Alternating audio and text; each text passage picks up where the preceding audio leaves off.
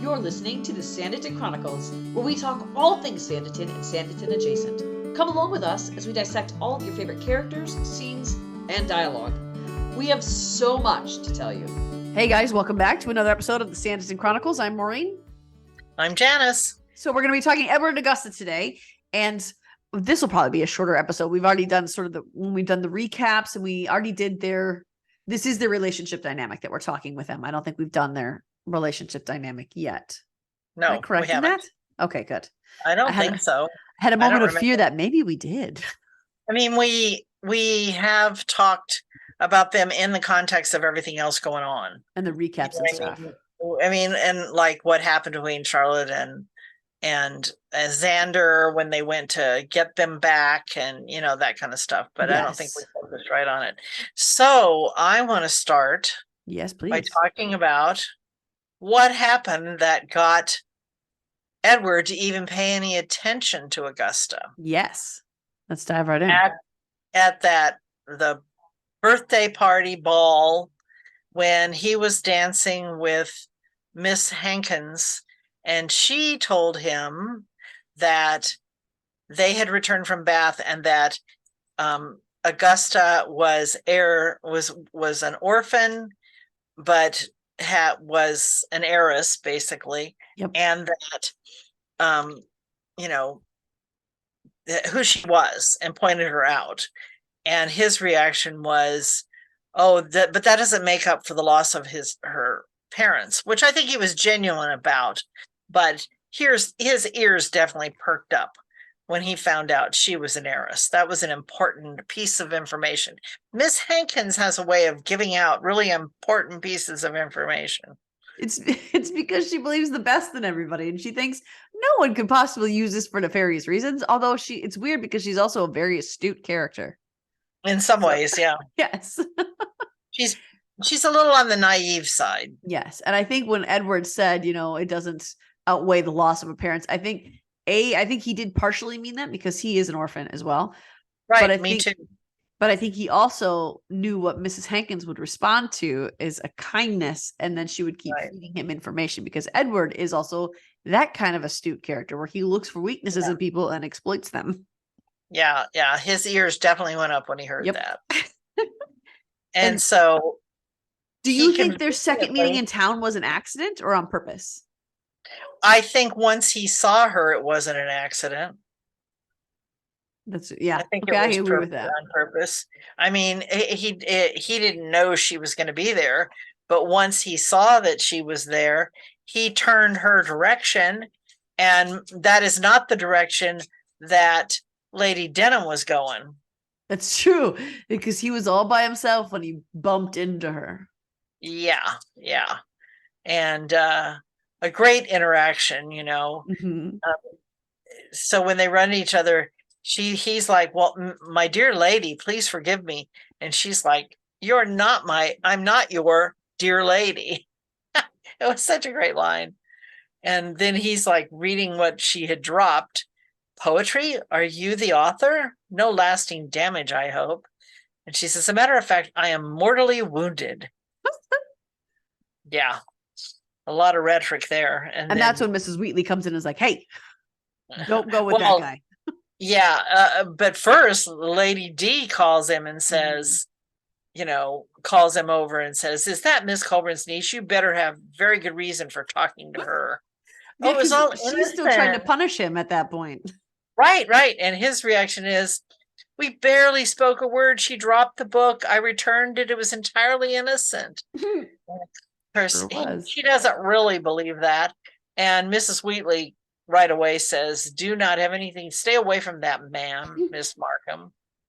So, that sets the stage. Yes. And I think both of them telling their prospective people that they're guarded over to not interact with the other one probably made them a little more interesting to the why parties. Is that? Who is that person, right? And she said to him at one point that she knew of his reputation in terms of he's villainous, stay away from him. But she didn't know any of the details or particulars of why or what his default or defect was. And I think that with Edward, that meeting where he bumped into her, it was a learning one. Obviously, he wanted to see something that he could use. And it was almost, this is the part where it was frustrating for me because I was still so angry at him. I did not want to see him do anything even remotely decent because I wanted him to remain punished for the rest of the season. Right. But when he's trying to come up with that poem and Miss Hankins comes in and he's talking to her about it, it was a sweet version of Edward right there. And I think that with Miss Hankins, Edward is more himself that he is capable of being rather than the one he allows himself to be. And so that moment, I almost wanted him in Augusta to work out when he would show those pieces of himself in regards to how he's trying to earn affection from her. But then the flip side of that is, but wait, he's only doing that because he found out she likes poetry. He has no desire to actually do. So Jack Fox has a way of tricking my brain into believing things that I don't want to believe. So yeah, it's a scene earlier before that conversation you're describing, when he waits outside the tea house and sort of hides, and she comes out, lies about having left her glove inside, and then goes over and speaks to Edward and gives him a hard time about, that she'd seen him waiting there.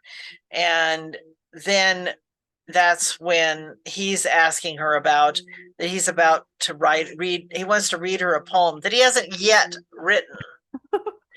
And she says, I'm sure it will be mawkish, sentimental, and wwithout heart. And it'll be about something you hold dear, money, position, poetry, anyway. And he says, well, I thought you liked poetry. And she's like, good poetry. Anyway, it's a funny conversation. She's right on the target there. And I don't know if that's when she says she'd heard of his reputation, but I think it is. Yeah, probably. But yeah. And Edward is obviously drawn to strong women. He had Esther, who had that same sort of personality. But I think to be directly combative was something I don't think he was prepared to like. I don't think he knew that. You mean? No, I mean, the way Augusta spoke to him was openly combative at points. And where she's like, well, good poetry. I don't think he expected to like that so much. I think he gravitated her because of her money and he thought she would be an easy target because she's young. But I think that the more he saw her spunk and her bite, the more he liked her and the more he wanted to prove her so wrong after that. And I think that was the moment when she was ribbing him about the poetry he was going to write, about how you're frivolous and shallow. And I mean, obviously she didn't say those words, but that's what she's saying to him. You're frivolous, you're shallow, you have zero substance, and you're a horrible person. I think that was the moment he was equally, I'm going to go after you because you have something I want and I need, but also I'm going to prove you so wrong in this process about me. And I'm going to be the victor and I'm going to show you that you were wrong and I am right about me. So I think that's when we started to cross over a little. Right. Do you think that what the community knew about him was the fact that he, got Clara pregnant? What do you think? No, I think what the community knew about him was that he was disinherited. And they remember him from the end of season 1 in that ball where he was dragged out and Lady Denham had disowned him. Yeah. I think you're right. Yep. So what they know is he was disowned by Lady Denham at the end of season 1. And they know at the end of season 2, the army rejected him. And they know in the beginning of season 3 that he was under lock and key from his aunt being punished. I don't think they know any other particular. Yeah, you're right. I think you're right. Yeah. Yeah, because he would have been treated even worse if they'd known about the truth of everything. Yeah. And as it was, all they needed to know was that he was disinherited from something and he was rejected by military, because they don't reject people except unless they have a reason to reject you. So right. And they only needed a whisper of scandal back then to shun someone in society. So I think that just having the hint of, ooh, I wonder what he did. And can you imagine what their minds were creating from what he did? They were probably way worse than if they had just said what he did. But I mean, what he did was pretty bad. I don't know. What he did was awfully bad. Yeah. And so, and I think if the truth came out about that, he wouldn't have even been allowed in polite society. much like he No. wouldn't have been able, anyway, he would have been much more ostracized than he was. Absolutely. Because what they were coming up with, it was all conjecture. It was all theory. None of it was proven. Didn't matter how bad it was. It was just theory. Right. Yeah. But back to their relationship. So he continues to try and pursue her, and she spends some time with him, like when they're riding on the horses through the creek, I guess is what it was. They were riding through, and earlier when he came and looked her up when she was out with Leo on a little picnic, and he made his way there, and the little exchange they did with the notes in the That's wall. when she told him that she knew who he was when they met outside the wall. Yeah. The first time. Yeah. Or Right. it was by a tree. Right. And it wasn't until he asked to court her that Xander really laid the law down and said, "You will not see this man." Now, of course, when you do that, it makes it even more desirable. Yeah. People, and especially teenagers. And, the heck you say, don't tell me what to do. Yeah. And so especially in that situation where they had already told her, stay away from, Mrs. Wheatley had already said, stay away from that man. And she was being standoffish to him, and she was testing his mettle of, are you really who they say you are? So I'm going to treat you as you are. But then he was showing her a completely different side. So when Xander had come out and said, absolutely not, you will not, it just furthered her belief that, well, everyone must be wrong about him, because I have been trying to shove him away, and this is not who he has shown me to be. Right. Yeah. But he was. Oh, yeah. I mean, and then, so obviously he did well at the hunt, and he took advantage of that, or tried to get an opportunity to court her. He tried to be upfront about it, which he had not been with anyone, but his reputation preceded him. And so it wasn't going to happen. I mean, I can totally see why Xander didn't want. Yeah. Yeah. And when he found out that after he had said, "You won't see that man," then she has an orchid from Miss Lady Denham's house. We don't grow orchids here. And so then he continues to see her at events so the next ball, I think it was the celebration that Georgiana did. That's where they see each other again. And that's where he ends up saying, either run up with me or I'll never see you again. And I'm making it very brief. But, well, he says that they're walking along a bridge when he says that to her the first time. And so they're walking through, I don't know if they're walking through Hayrick Park. I would assume so, because she wasn't supposed to be out alone. And it was at the celebration that they left together. Right. But he, at the celebration, makes it, because she's like, I need to gather some things. And she's like, no, if we're going, we have to go right now. Or I'm leaving and I'm never going to see you again. That's how he presents it.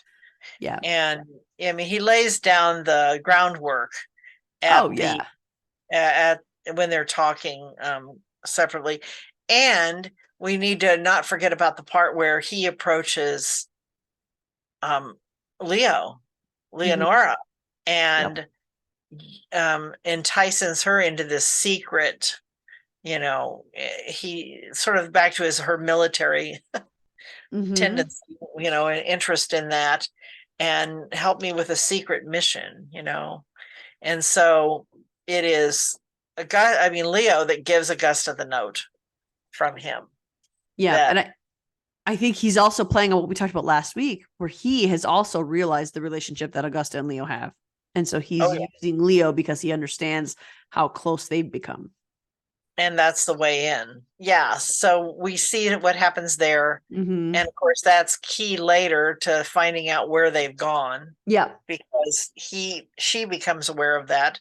Thank goodness that I had to imagine Augusta told her in her excitement. Right. It said, keep this secret.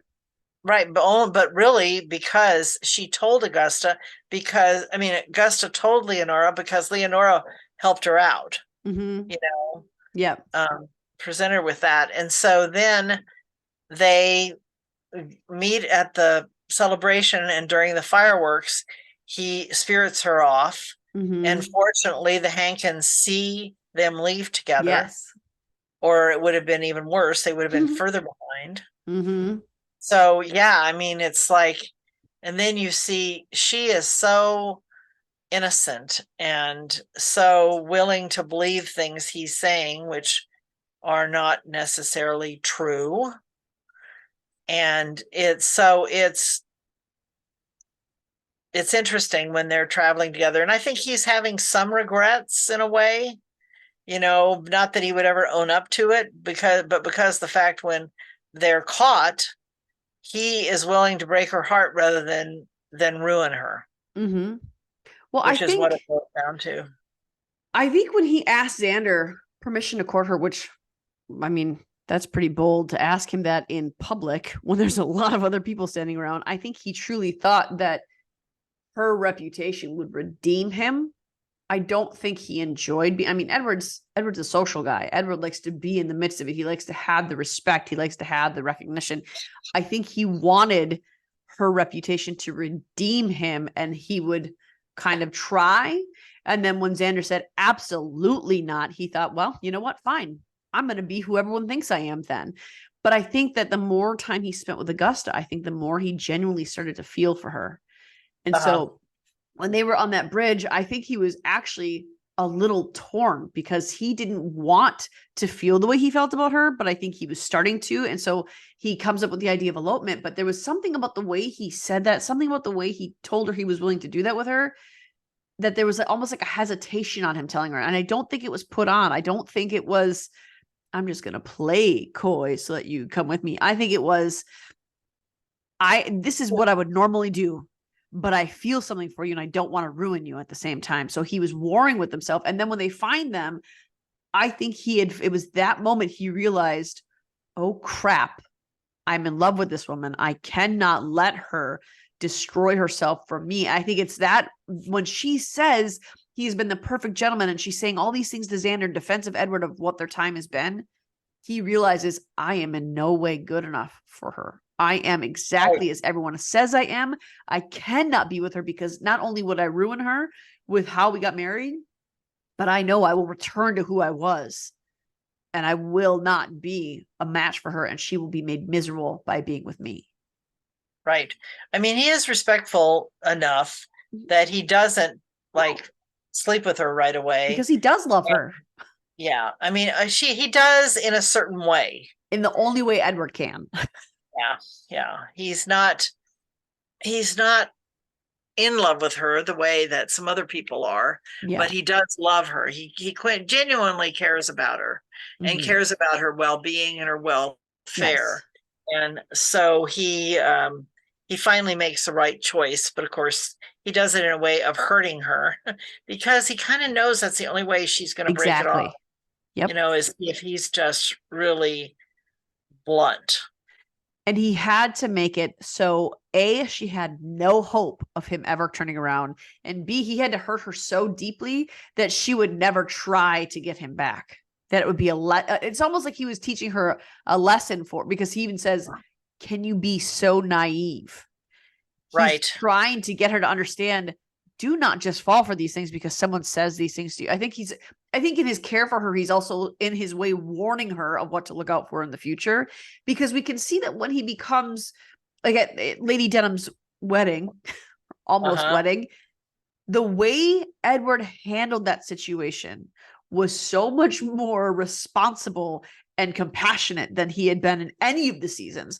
And then when he returned to Lady Denham's house after this whole scenario played out, even Lady Denham is like, oh, did you actually care for somebody other than yourself? Obviously, she didn't say those words, but that's what she's saying to him, is even she recognized there is no possible way you would give up that kind of bounty, that kind of reward that you don't deserve. Yes, that opportunity, unless you actually cared for something beyond yourself.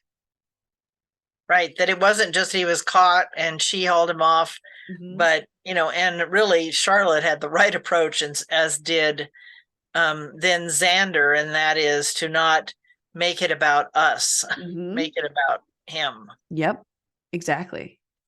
And he actually, God love Jack Fox. He actually made me feel bad for him when he was talking to Lady Denham walking up those staircases or that staircase, because he Yeah. looked so dejected and so sad. And I did not want to feel bad for him because I don't want him with Augusta. He would ruin her. Yeah.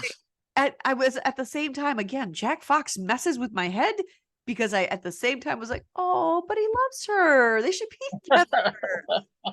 It's because we really love the actor. That's it. A moment later, reality said, like, no, you idiot. You don't want them together. You want them to be separate.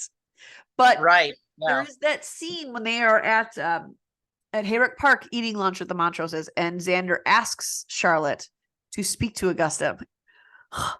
That was the one time when I was like, Charlotte, what are you thinking? You cannot blindly give this advice without knowing who she is talking about.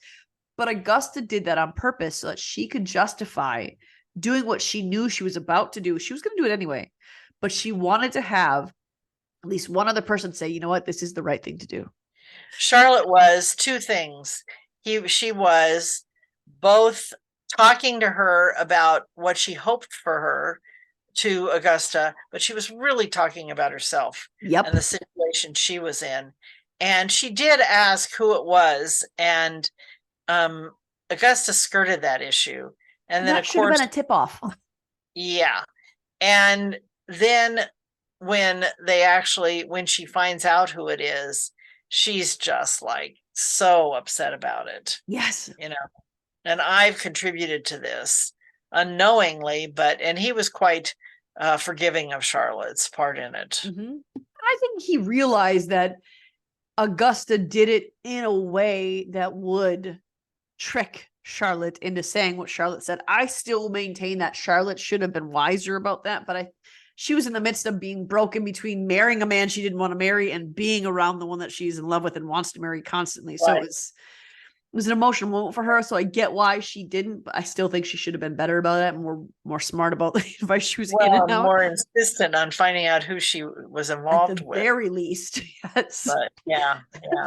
Well, lesson learned, I'm sure. Yes. That never and happened. I think that watching Augusta be heartbroken over Edward in that when they return to Hayrick Park, you see that echoed in Edward so willingly going into the clergy. He didn't put up a fight. I mean, obviously he could have. We don't see when Lady Denham tells him this is what you're going to be doing. But the fact that he stands in the back of the church as a clergyman at her almost wedding, the fact of how he handles it, he didn't fight Lady Denham. I think that what Augusta made him realize was he had the potential to actually be a decent human being. And though he could never fully redeem himself from the awful things that he's done trying to manipulate and screw people over, at least for the time being. I mean, he's Edward, so I can't see him being that way for long, but he willingly went into the clergy at that time. And he was going to have some income, which is really what drove him most of the time. In the entire series, it drove him that he needed and wanted money. Mm-hmm. Yeah. And maybe he still thinks he has some hope of inheriting some of Lady Denham's money. Well, I think certainly now. I think I can see Lady Denham bequeathing him at least some part of her inheritance. of her what she has, her empire, because of how Edward returned to her and was compassionate and kind to her when he had never been that way to anyone ever, you can imagine. Right. And we see he is at the wedding breakfast the next morning for that for Charlotte and Xander's. He is, I don't remember if I see him in the house, but I know we see him in the final scenes of season 3.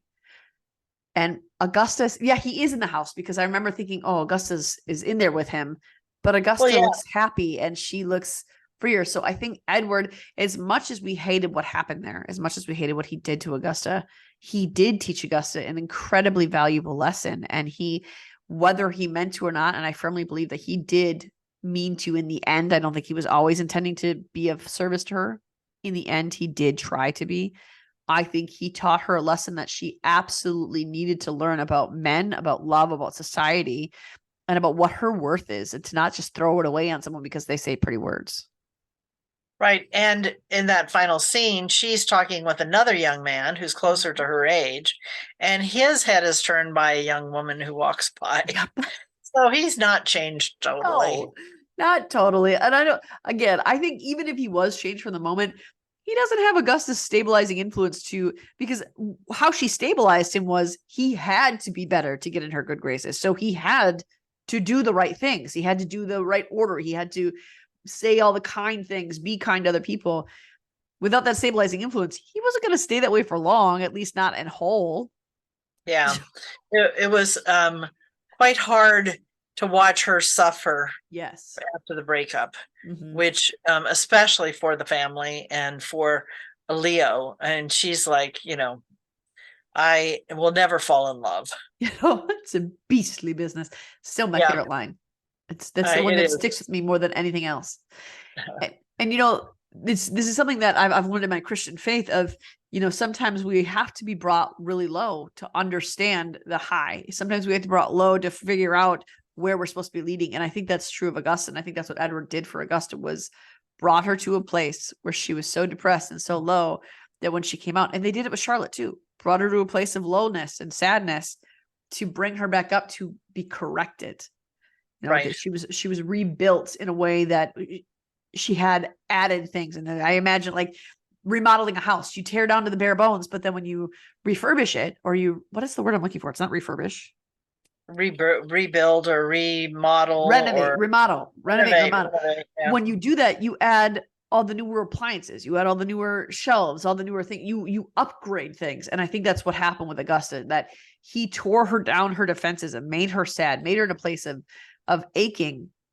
But then she was able to be rebuilt and put back together with a newer and greater understanding of what she wants even. So he did, right. Although we hate to see her suffer, he did her a service in their relationship, I think.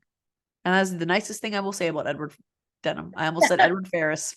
I had spoken about this earlier, but what an irony that Edward is determined to marry Augusta until Xander announces that he will support it, if that's who she truly loves.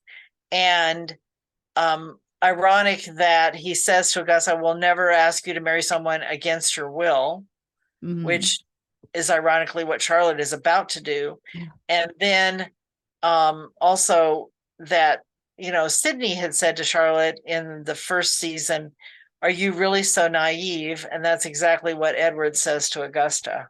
Mm-hmm. Are you really so naive when he's breaking up with her? Yeah. Anyway. Although Sydney's was justified. Yeah, because yes, it's a different situation. Although the same thing is happening, Edward is saying when they first get there that he's writing his her uncle to say that they're going to Scotland to get married. Yep. And, so that she can he's after her inheritance. Mm-hmm. And that's the only way he's going to get it. And that's pretty much why, what Sydney was saying to Charlotte about why he wouldn't let Georgiana be with Otis at that point. Yep. Yeah. Anyway. So I think that was, I really actually liked watching that play out, not because I'm an Edward fan. I am a Jack Fox fan, but not because I'm an Edward fan. I think that Augusta, honestly, I think she needed to go through them. I think that she, before that, was just focused on, I am my own woman. I don't need a man, but then realized that she actually does want that, at least in some capacity. She wants to be cared for. She wants to be adored. She wants to be wooed, but she now sees that there is opportunity in your judgment and thinking that you are so right in your judgments to make a misstep. And I don't think she'll make the same one again. No, it was a lesson she had to learn. She just like Charlotte needed to learn and not be. We all go through that. Yeah, we go through things we fall into because we are naive and we have to learn. Mm-hmm. And what Edward said wasn't completely wrong either. It was mean, but right. He wasn't completely wrong. Right. Yeah. Yep. So, is there anything else you can think of about Edward and Augusta? No, not right offhand. It was when we saw the previews for it, it was like, oh, I was mad. Oh my goodness, how could they do this? But it ended up fitting into the story. It did. And in the end, he didn't ruin her, so we're okay. And it was nice to see him redeemed, at least in some part. Somewhat. He's not fully redeemed, but the fact that he didn't ruin her made him go up half an inch. Right. Especially after what he did to Esther. There's no coming back from that, though. He will never, ever be fully redeemed after what you did to her. I mean, that was awful on so many levels, and not just because she's my girl, but it was awful on so many different levels. Yep. Edward was definitely the rogue, the bad character in this whole series. He was an awful dude. All right. I think he had a good time playing the part. Jack Fox did. He's good at it. Now, we were talking when we were doing we did another episode with him in it, but we were talking about, have we ever seen him play a good guy? And I haven't seen him in a lot, but I haven't seen him in anything. I have to do some more research, but I'm like, he must have been laughing when I said, we sure want to see him play a better part in season 2. It only got worse. So much. Well, I remember at the end of season 1, we're like, he can be redeemed. We see a redemption story for him. And then we're like, no, you're done. you're no more. I went from bad to much, much worse. Yes. So I think that if you know of a role where Jack Fox plays a good guy, please comment below, or if you're listening to this on a podcast platform, please let us know, comment on this, or reach out to us in our email or our socials and let us know the good role, because we want to not feel guilty about liking Jack Fox's character. At least I would like to not feel guilty for liking him. So let us know that. And up next we have coming up for you, we are going to be talking about Beatrice Hankins and Dr. Fuchs. And what I'm very, very, not that I'm not excited about those two, but I'm very excited that we realized that Pride and Prejudice, the 2005 version, is leaving Netflix. And since that is both Janice and my favorite version of Pride and Prejudice, you can debate that with us when we do the episode, not on this one. But we're going to be doing a review of the 2005 version. And there'll probably be some comparisons to some others, but that's coming up next. We are going to do a review of the 1995 version coming up eventually. And then we'll do a comparison between the two. I know there's so many more Pride and Prejudice versions than those two, but those are the main two versions. When people say, which one's your favorite? They're talking those two versions. So that's coming up for you. So if you haven't seen it, do so before it leaves Netflix at the end of October. Yes. Here's your warning. You have 2 or 3 weeks before we do that review. So get it watched before you listen to our podcast, where we're going to give you, the story of Pride and Prejudice, but we're going to give you a lot of spoilers about why it's good, why it's not good, everything about it. So stay tuned for that, and we will see you in a week. Bye, guys. Bye-bye. Are you craving more TSC content? Head on over to our social media accounts. You can find us on Twitter, Instagram, and our Facebook group, the Sanditon Chronicles, Sanditon Family Fan Club. Also, check out our website, the.sanditon.chronicles.com. Of course, we want to hear from you. We want to know what you want to hear and what your thoughts are. Email us at the.sanditonchronicles@gmail.com. And don't forget to subscribe to our YouTube channel. Tune in every week for new episodes.